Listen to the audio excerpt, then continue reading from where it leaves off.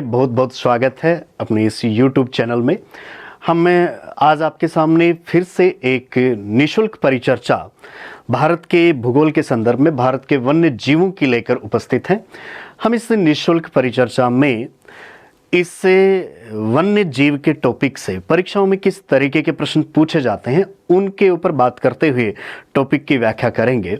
यहाँ पर इसका जो हमने बेस बनाया है वो आपकी रीट परीक्षा या आरटेट परीक्षा में वन्य जीवों से जो प्रश्न पूछे गए हैं उनको हमने इसका आधार बनाया है। अब तक कौन कौन से ऐसे प्रश्न आपको यहाँ से पूछे जा चुके हैं, उनके नज़दीक के अन्य कौन से प्रश्न पूछे जा सकते हैं, उन सब की बात करते हुए हम यहाँ पर इस चैनल पर बात करेंगे। देखिए, सबसे पहले हम नज़र डालना चाहेंगे कि अब तक वन्य जीवों के इस टॉपिक में से किस तरीके का प्रश्न आ चुका है। उस प्रश्न को बेस बनाते हुए आगे हम भारत के कुछ वन्य जीवों के बारे में पढ़ना चाह रहे हैं। देखिए, सबसे पहले एक नज़र हम देखें प्रश्नों में। यहाँ पर रीट परीक्षा में आपको इस टॉपिक से, भारत के वन्य जीवों के टॉपिक से 2 प्रश्न पूछे जा चुके हैं। कौन कौन से 2 प्रश्न आपको यहाँ पर किए गए हैं उनकी सबसे पहले हमें यहाँ पर बात करनी होगी। तो देखिए, वो जो 2 प्रश्न आपको यहाँ पर किए गए हैं उनमें से सबसे पहला प्रश्न जो है वो आरटेट परीक्षा 2012 में आपको पूछा गया है। इस आरटेट परीक्षा 2012 में जो प्रश्न पूछा गया है, क्या प्रश्न पूछा गया है, देखिए यहाँ पर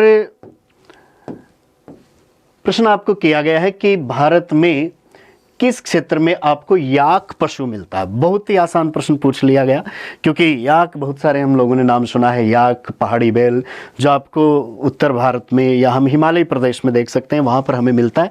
और यहाँ पर जो आपके लिए ऑप्शन दिए गए उनमें जो सुंदरवन क्षेत्र, अरुणाचल प्रदेश, दार्जिलिंग, लद्दाख, ये सारे क्षेत्र थे और उनमें सबसे सही जो आपके सामने ऑप्शन था वो था लद्दाख। लद्दाख क्षेत्र में आपको याक काफ़ी देखने को मिलता है। कैसा होता है, क्या याक की विशेषताएं हैं, ये सारी बातें हम इस टॉपिक में आगे चलकर और जानेंगे।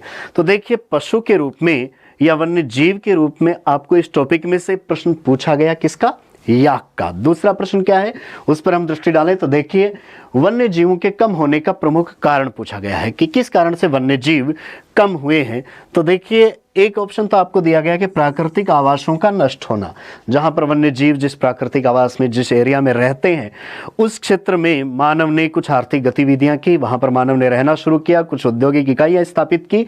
ऐसा होने से उनका प्राकृतिक आवास था वो नष्ट हो गया, तो उस कारण से भी वन्य जीवों की कमी आई है। तो यहाँ पर दूसरी बात ये कही गई है कि बांधों का निर्माण, बाढ़, और चौथा ऑप्शन आपको दिया गया था नगरीकरण। देखिए, जो प्रश्न बनाया गया उसमें ऐसा नहीं बनाया गया कि एक ऑप्शन आपको पूरी तरीके से सही दिया जाए और बाकी सारे गलत हों, ऐसा ऑप्शन नहीं बनाया गया। यहाँ पर देखिए, प्राकृतिक आवासों का नष्ट होना वन्य जीवों के कम होने का एक प्रमुख कारण है, लेकिन प्राकृतिक आवास नष्ट कैसे हुए, मानव की कुछ आर्थिक गतिविधियों के कारण, उसके औद्योगिकीकरण के कारण, और हम साथ साथ बात कर सकते हैं नगरीकरण के कारण भी। तो देखिए, यहाँ पर एक से अधिक ऑप्शन आपको इस संदर्भ में सही मिल रहे थे।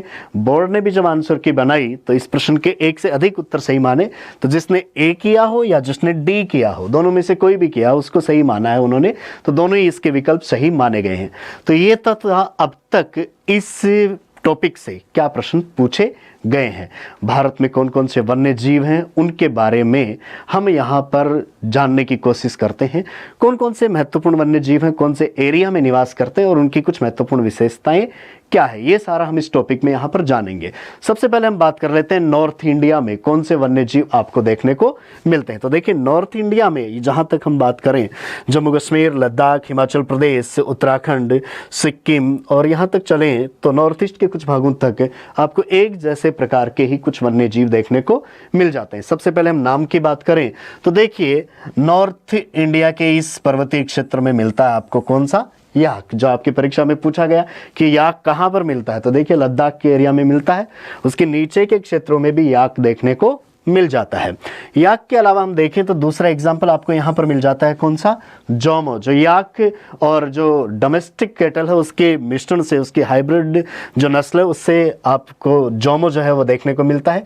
इसके अलावा हम बात कर सकते हैं इस एरिया में बर्फीले क्षेत्रों में हिम तेंदुआ, स्नो लेपर्ड की, यहाँ पर एक भारल या ब्लू शीप या हम नीली भेड़ जिसका उच्चारण कर सकते हैं शानहेलन, ये आपको यहाँ पर देखने को मिलता है। भारल काफ़ी बड़े सींगों वाली, कियांग जिसको तिब्बती जंगली गधा भी हम कह सकते हैं, ये तिब्बत के एरिया में और इस हिमालय प्रदेश में पाया जाता है। इसके अलावा हिमालयन तहर जो एक प्रकार की जंगली बकरी की नस्ल है वो आपको यहाँ पर देखने को मिलती है। लाल पांडा वैसे देखा जाए तो नॉर्थ ईस्ट में काफ़ी ज़्यादा है, सिक्किम अरुणाचल उधर आपको देखने को मिलता है। हिमालय प्रदेश में हम इसकी बात कर सकते हैं लाल पांडा की, ये नॉर्थ ईस्ट में आपको कुछ देखने को मिलता है। क्या लाल पांडा, इसकी और आगे हम चर्चा करेंगे।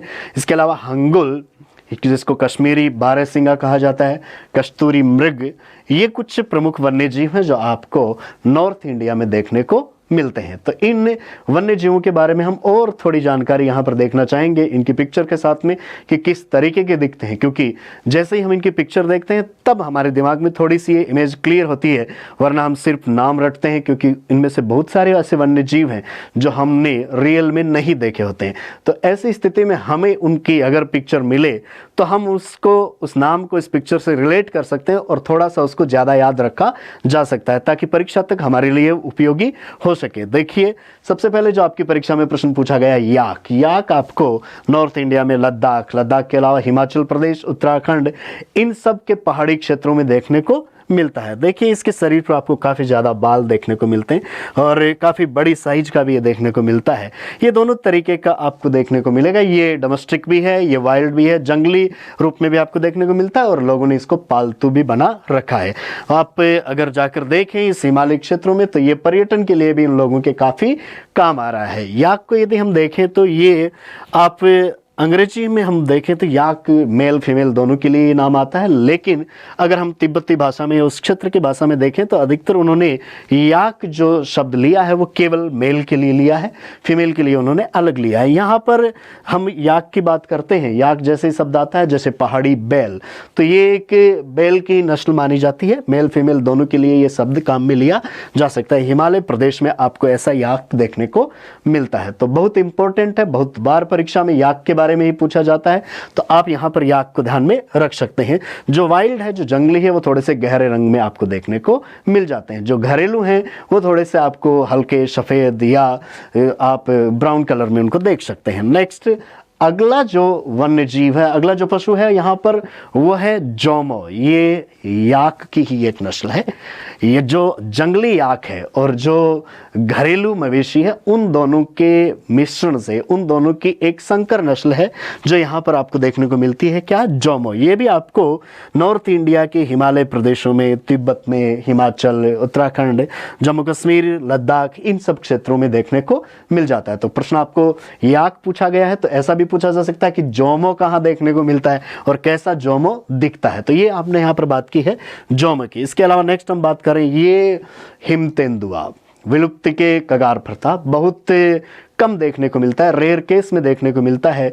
बर्फीले क्षेत्रों में, पहाड़ों पर हिमतेंदुआ पाया जाता है। स्नो लेपर्ड को यहाँ पर संकटग्रस्त प्रजाति की सूची में डाला गया है और ये बहुत कम ही देखने को मिलता है। जिन क्षेत्रों में निवास करता है वहाँ पर भी लोग देखने को जाएं तो ये काफ़ी मुश्किल से ही देखने को मिलता है। इसकी जो हम कुछ संख्या देखें कौन कौन से क्षेत्रों में मिलता है, तो आप देखिए, यदि हम कश्मीर, लद्दाख इनकी बात करें तो हेमिश वैली जो नेशनल पार्क है वहाँ पर कश्मीर के डचीगाम में ये देखने को मिलता है। हिमाचल प्रदेश में आगे हम चलें तो वहाँ पर आपको जो ग्रेट हिमालयन नेशनल पार्क है उसमें पिन वैली में, उत्तराखंड में गंगोत्री और नंदा देवी में भी ये पाया जाता है। इसके अलावा सिक्किम में देखा जाए तो कंचनजंगा और अरुणाचल प्रदेश के नामदफा में भी ये स्नो लेपर्ड देखा जा सकता है। बहुत ही खतरनाक दिखने वाला है स्नो लेपर्ड। इसके बारे में हम थोड़ी सी और यहाँ पर विस्तृत बात कर सकते हैं, कैसा दिखता है। हम इसके साक्षात दर्शन कर लें, इसके चलते हुए इसको देख लें यहाँ पर। तो देखिए, स्नो लेपर्ड से संबंधित हमारे पास एक यहाँ पर वीडियो है। ये ऐसे बर्फीले क्षेत्रों में, हिमालय के, लद्दाख के बर्फीले क्षेत्रों में आपको देखने को मिल जाता है, कभी कभार ही देखने को मिलता है। ये हिमाचल प्रदेश की जो स्पीत घाटी है वहाँ पर पिछले कुछ दिनों में देखा गया था। वहाँ पर आप देख सकते हैं इसके शरीर पर, इसकी पहचान कर सकते हैं इस पर पाए जाने वाले जो ये स्पॉट हैं उनके माध्यम से।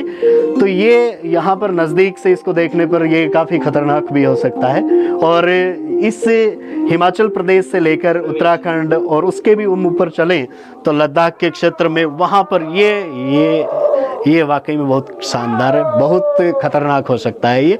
ये आपको यहाँ पर देखने को मिल सकता है। देखिए, यहाँ पर हमने जो बात की है वो इस स्नो लेपर्ड की यहाँ पर की है। स्नो लेपर्ड के अलावा नेक्स्ट जो अगला आपको वन्य जीव यहाँ पर इस क्षेत्र में देखने को मिलता है, देखिए, हमें इस वन्य जीव को, टॉपिक को क्योंकि इन सब को हमें बहुत से नज़दीक से जानने का मौका नहीं मिलता है। इसलिए हम इस टेक्नोलॉजी के माध्यम से इनके और करीब जाना चाहते हैं ताकि हमें अच्छी तरीके से इनकी इमेज क्लियर हो सके। तो देखिए, स्नो लेपर्ड के बाद में, हिम तेंदुआ के बाद में अगली नस्ल आपके सामने